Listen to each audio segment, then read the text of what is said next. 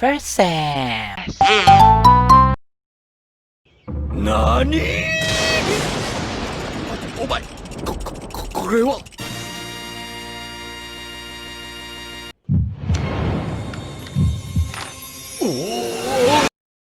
Hi guys, so let's now go to the specifics. So let's go to the biological causes of crime causation.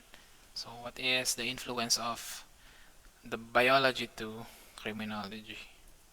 So when we talk about biological theories, what is the role of our biological makeup?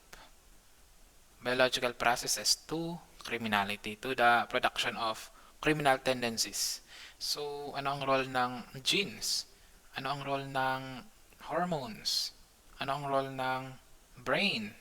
So, these are, di ba, yung nasa sa atin, yung biology natin sa loob. So, ganun. So, if we talk about biological theories, it talks about our our body, inside our body. And what is when you look at the word biosocial? So it's a combination of nature and nurture, or yung biology, yung inside influences, and then yung outside, yung social, which is the environment. If you encounter the word biosocial, ganun yung kanyang explanation sa biosocial naman. So let's now go to the biochemical factors. So antisocial behavior and biochemical makeup. So what is biochemistry? Biochemical.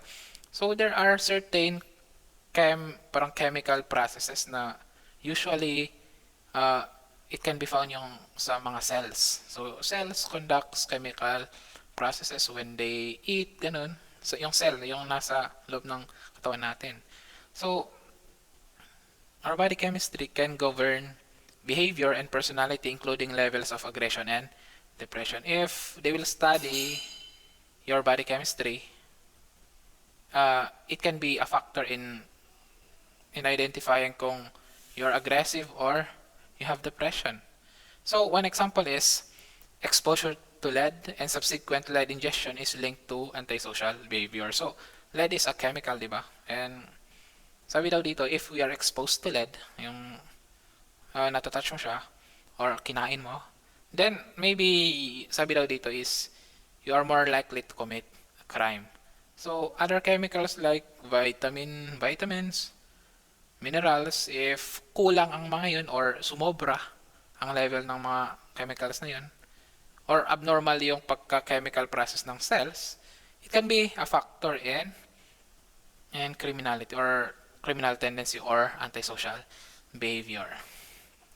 Another is hormonal levels. Hormone is a natural substance sa body natin which helps us, for example, stimulates yung mga parts ng body natin or it helps grows.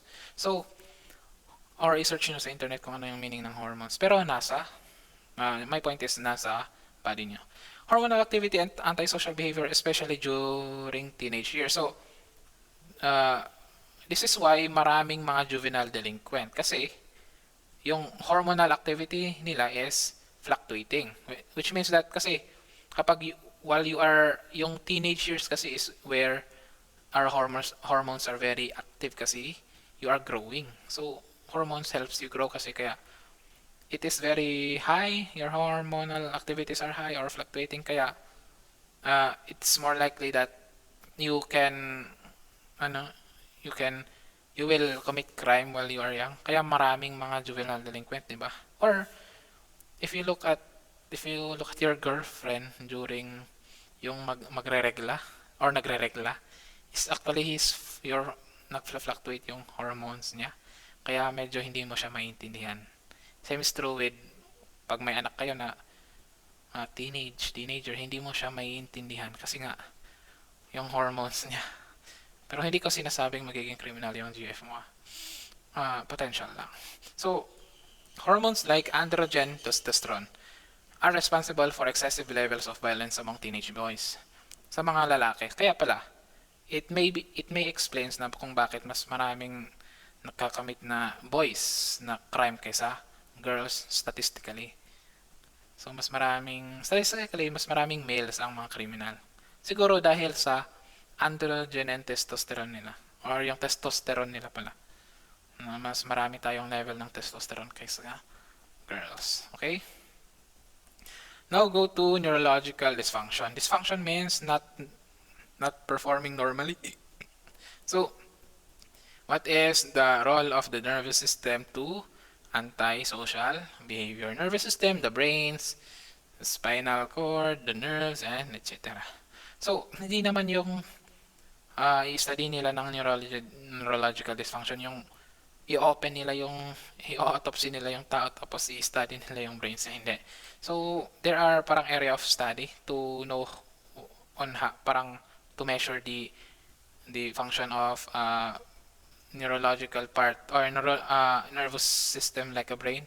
So, they will study the brain waves, your heart rate, arousal levels, skin conductance, attention span, cognitive ability, spatial learning, and etc. So, for example lang so if mababa yung heart rate mo, yung mga, according to study daw is, yung mga mababang heart rate, usually, in-study nila yung mga mababang yung heart rate, tapos usually yung mga criminals, mababa yung heart rate nila. And they implied na they do criminals because they want thrills. Kaya they want to heighten their heart rate. Ganun. Kaya ganun. Pero, example lang yan. Neuroendocrine system that controls brain chemistry is the key to understanding violence and aggression.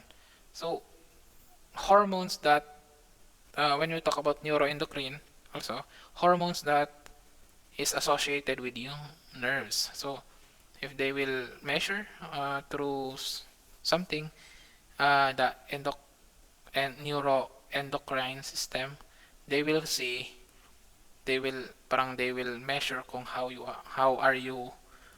what is the level of your violence or your aggression. So one example is they can study your mga serotonin level. Serotonin is a hormone that, and also a neurotransmitter that is parang happy hormone na nagpo-produce ng happiness. Parang ganun. Yes. So sabi dito, abnormal levels of some neurotransmitters like dopamine, serotonin, and monoamine oxidase are related to aggression and violence. Abnormal levels either malaki yung parang level, substance or number niya, or maliit. Sabi dito, for example, people with history of impulsive violence. Impulsive violence means hindi pinag-iisipan na violente. Often have a reduction in the function of serotonin system. Kaya pala, hindi sila nakakaisip ng masyado kasi mababa yung serotonin system. Actually, this mga ganito is, if you are in America, you can use this as a mitigating circumstance kapag nakapatay ka ng tao. So for example, sinabi mo na mababa yung serotonin level ko noon at may proof ka, pwede nilang ipababa yung pataw na punishment sa'yo. Ganun. That is neurological dysfunction. So, minimal brain dysfunction naman. Ano ang relationship ng brain damage and antisocial behavior? Sabi dito, children manifest behavior disturbances may have identifiable neurological deficits such as damage to the hemispheres of the brain. So, children's with siguro, so may effect pala ang brain damage, yung damage to the left and right hemispheres to behavior. Parang prove niya na may role ang brain damage sa behavior disturbances or sa behavior mismo. So example of minimal brain dysfunction or MBD is learning disability. A neurological dysfunction that prevents an individual from learning to his or her potential. So brain damage siya, parang neurological brain damage siya, isang klase ng brain damage na nahihirapan kang makapag-aral. And actually, they have, I think I read here that somewhere na mostly criminals have learning disabilities. Statistic, I cannot remember what research was that, pero yun yung sabi ng research na binasa ko. Kaya, may role ang brain damage sa antisocial behavior. Ano naman ang genetic influences? Individuals who share the same genes are alike in personality, regardless of how they are reared, while rearing environment induces little or no personality resemblances. So, for example, dalawa kayo, may kapatid ka. Pinanganak kayo from a criminal na father, for example. uh, or punta muna tayo sa isa. So for example, pinanganak ka, may ka-twins ka ganun. Pero nawalay kayo, parang inadapt ng isang family ikaw at inadapt ng families ng isa. Parang yung personality niyo pa rin na nakuha niyo sa parents niyo, yung inherited na traits like personality is mag-i-stay yun. Kahit man iba yung ano ba yan? Rear. Ano ba yan yung rear? Pagkaka ano ba yan? Pag, iba yung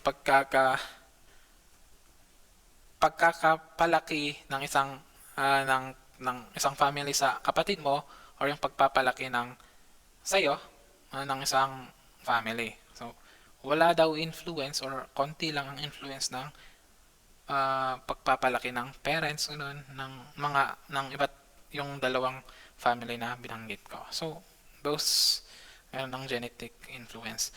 So, dito kumuha si Cesar Lombroso ng idea na may mga born criminals. And actually, it is true. Because there are many studies na kasi. In-study nila yung family tree ni Kalikak, family tree ni Ada Jukes, family tree ni Sir Edward. And they found out that yung mga anak ni Kalikak, Kalikak is parang criminal siya. And mostly yung mga anak niya at yung anak ng anak niya, naging criminal din. The same with Ada Juke. Criminal din siya. Naging criminal yung anak niya, naging criminal yung apo niya, mga apo niya. And Sir Edward, which is very law-abiding citizen, walang naging record ng criminal sa kanyang family tree. So, there is something is parang may role talaga ang genes sa whether you can be a criminal or what. Or sa Bible mismo na sabi doon is the sin of the father will be brought to their children. Siguro yun yung parang basta wag na tayong pumunta sa Bible. Biosocial theory stated that certain violent personality traits, including psychopathy, may be inherited. So psychopathy, it is parang mental disorder yan, na parang walang konsensya yung tao kapag psychopathic siya. It can be daw inherited. Through the genes, of course. Under the genetic influence is parent-child similarities, like father like son, like mother like daughter. So, West and Farrington found out that a significant number of delinquent youths have criminal fathers. So, yung mga juvenile delinquent daw, mostly, sabi ni Farrington West sa study niya is, they have criminal fathers. Bakit kaya fathers lang? Hindi na mother. Joke lang. And supported by a Rochester Youth Development Study in which RYDS found an intergenerational continuity in antisocial behavior. That is, criminal fathers produce delinquent sons who grow up to have delinquent children themselves. So, Rochester Youth Development Study goes further na they made yung intergenerational, hindi lang yung father and son, kundi it involves all. So, just like the study of Adajuk, Kalikak, na they found out that the father is criminal, the son is criminal, the son of the son is criminal, the son of the son of the son of the is criminal also, the son of the son of the son of the son is criminal also. Yun yung in-study ng Rochester Youth Development Studies. So, parent-child similarities. May role talaga ang genes. Sibling and twin similarities. So, twins who share more genetic material as compared to two siblings share similarity in their behavior. So, kapag twins ka, as compared to yung magkapatid lang kayo, mas maraming, parang mas yung ka-twins mo is mas parang alike kayo. You are more somewhat the same. So if you have a criminal father, then you may inherit yung ganun. Okay, cut. Okay, explanation. So let's now go to the siblings and twin similarities. So twins daw who share more genetic materials as compared to non-twin siblings share similarity in their behavior. So for example, may pinanganak na twins. Diba sa twins is dalawa yan? at merong silang kapatid na dalawa rin pero hindi twin. Sa twins na yan, sila is, they will parang parehas sila ng kinuhang genetic makeup from mga inherited genes from their parents. Well, yung non-twin na sibling, na kapatid ng twins, is hindi. Hindi sila makapares ng genetic makeup na kinuha nila sa parents nila. So, ganun. Tapos, ganito rin. Monozygotic. Monozygotic means ito yung mga identical twins. Yung isang egg, naging dalawa nung may nangyari na naging dalawa yung egg. Yung parang nag-split yung isang egg. Basta, I think you have learned that in your biology. Have an identical genetic makeup while the dizygotic means hindi identical na twins, only share 50%. So, yung inherited traits ng monozygotic is sa between the two, parehas lang. While sa dizygotic twins na inherit nila na traits sa kanilang parents, 50-50. So, hindi sila makaparehas ng 50%. Okay? So, what does this imply? If ever monozygotic twins inherited parang yung psychopathic personality ng kanilang parents, kung criminal yung parents nila, surely yung dalawang twin na to, ay yung dalawang tao na to na monozygotic twins, surely 100% they have psychopathic personality, while the dizygotic twins, parang may 50% chance pa na either of them will have no psychopathic personality, or parang ganun. And parang if they or if one of the monozygotic twin did not inherit the psychopathic personality, then surely the other monozygotic twin will not inherit kasi parehas lang siya. Well, on the other side, yung dizygotic twins, if one did not inherit the psychopathic personality of their parents, then we cannot say na hindi in-inherit ng isa kasi 50% na chance. So, yun lang sa siblings and twin similarities.